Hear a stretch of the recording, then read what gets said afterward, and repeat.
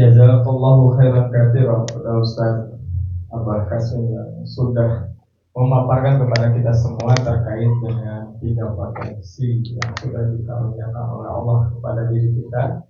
Ada 3 hal yang disebutkan. Yang pertama adalah jasadiah kita, yang kedua akliyah kita, dan yang ketiga adalah ruhiyah kita. Di mana 3 potensi ini harus kita rawat, harus kita jaga, bahkan kita harus pupuk dan dimaksimalkan dalam rangka beribadah kepada Allah, dalam rangka mencari ridho Allah Subhanahu wa Ta'ala. Mudah-mudahan ya, dengan tadi disampaikan semakin menguatkan, semakin meneguhkan diri kita masing-masing untuk selalu dekat dengan Allah tentunya. Baik Bapak-bapak sekalian, sahabat Najlas, kita akan buka sesi tanya jawab ya, terkait dengan bahasan materi di malam hari ini, atau mungkin ada yang mau di-sharingkan dari pengalaman spiritual ya, terkait dengan 3 potensi ini. Boleh, mangga ya. Kita buka untuk 3 penanya terlebih dahulu. Dari siapa dulu, boleh mangga? Assalamualaikum warahmatullahi wabarakatuh. Waalaikumsalam warahmatullahi wabarakatuh. Apa saja yang harus dilakukan terdapat dalam 3 diri kita ya, jasad, pikiran, dan ruh, agar selalu istiqomah dalam menjalankan kehidupan sehari-hari, agar supaya kita baik gitu Pak Ustaz. Assalamualaikum warahmatullahi wabarakatuh. Tunuhun taruh sana. Jadi ada kiat gak Mbah untuk akhirnya bisa mengistiqomahkan diri kita dalam rangka tadi memaksimalkan 3 potensi yang sudah dikaruniakan oleh Allah dalam kehidupan sehari-hari ini, Mbah? Silakan, Mbah. Ya, ini pertanyaannya bagus ya. Kemudian juga jawabannya agak berat juga nih ya. Karena ini buku tadi ditimbang. Jadi berat gitu ya. Karena istiqomah itu satu hal yang berat ya. Istiqomah itu kan lebih baik daripada 1000 koromah kan, betul ya bahasanya.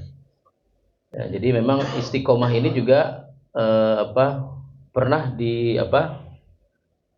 diberikan pengertian. Ada sebuah kisah yang saya baca itu ada di zaman tabiin itu ya. Tabiin itu ada generasi yang hidup ketemu dengan sahabat ya Pak, bersama dengan sahabat. Kalau sahabat itu kan yang bertemu dengan Rasulullah.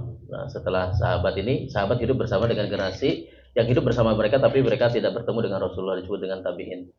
Nah, di zaman tabiin ini ada seorang tabiin, para tabiin itu mengatakan bahwa walladzina qalu rabbunallahu tsumma istaqamu, ya, tsumma istaqamu, dan orang-orang mengatakan Tuhan kami adalah Allah, kemudian mereka istiqomah.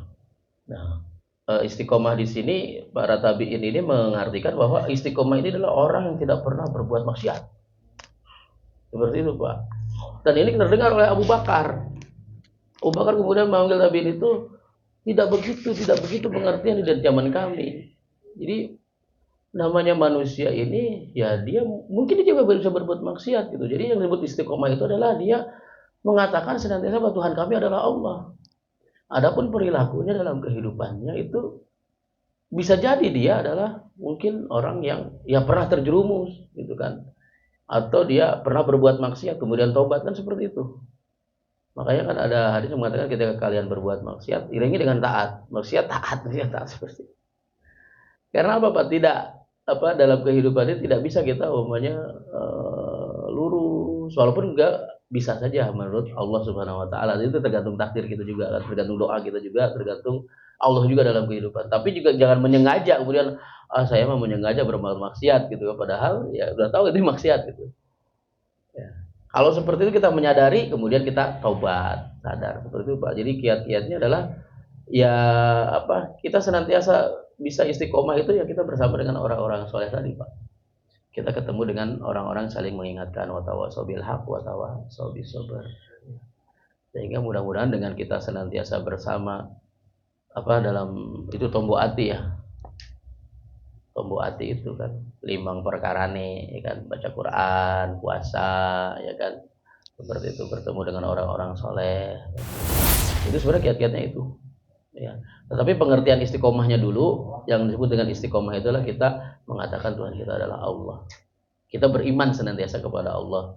Walaupun mungkin dalam kehidupan kita terkena hal-hal yang sifatnya nyerempet-nyerempet kepada hal-hal yang diharamkan, umpamanya kan hari ini.